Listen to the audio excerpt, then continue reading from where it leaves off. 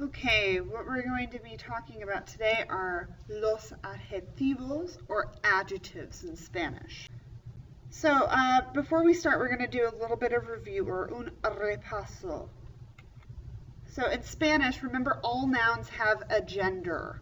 Okay, they're either masculine or feminine. There's no such thing as a neuter. So, everything is a he or a she, basically. Okay? We've already learned that definite and indefinite articles have to match the noun and gender and number. Okay, so el libro, that is masculine and singular, so you have to use the word el. Okay, los libros, that is masculine and plural, so we have to use los. Okay, so for adjectives, they kind of do the same thing. So, in Spanish, adjectives match the gender and the number of nouns that they describe.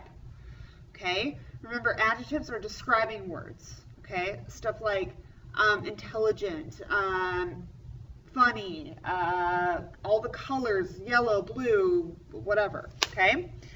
So, I've created a chart, all right? And we're going to look at the masculine adjective endings first. Okay? So, first of all, we have el vestido rojo, so the red dress, okay?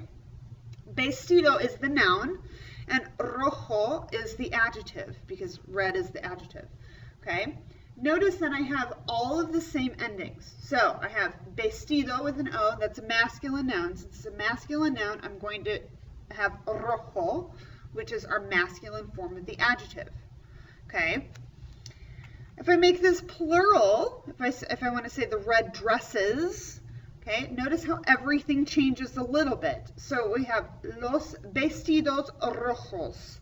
So everything has an S on the end because it is a plural noun, okay? So the red dresses, los vestidos rojos. I've added an S on the end of rojo to make it agree with vestidos, okay?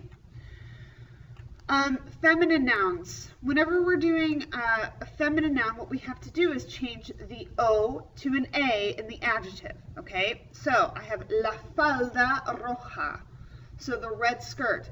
Falda is a feminine noun, okay? So I have to match roja to falda, okay? So roja becomes roja.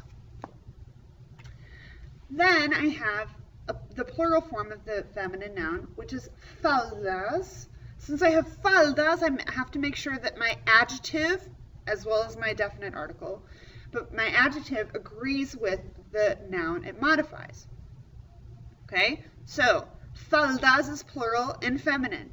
That means that rojas is plural and feminine as well. Okay. Okay, you need to know a few more things about adjectives in Spanish. In Spanish, adjectives almost always follow the noun. So, on the last slide, all of our adjectives, which were rojo, followed the noun it modified. So in Spanish, they don't say the red dress, they actually say the dress red. Adjectives that end in E also will match both genders, okay?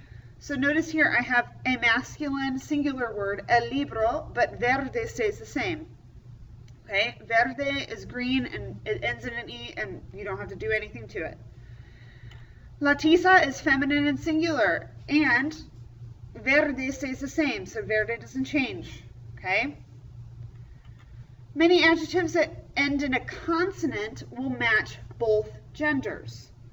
So, again, I have el libro, which is masculine and singular, and the adjective azul, which ends in a consonant L. I do not change anything about azul. Same thing for la tiza, which is a feminine singular word.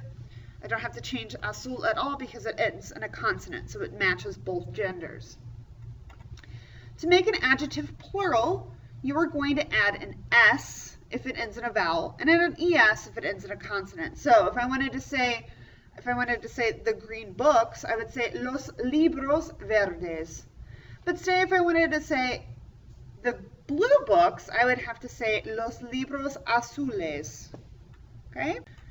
Remember this, Spanish will agree in gender and number, so swag hashtag. I know it's backwards. It might help, okay?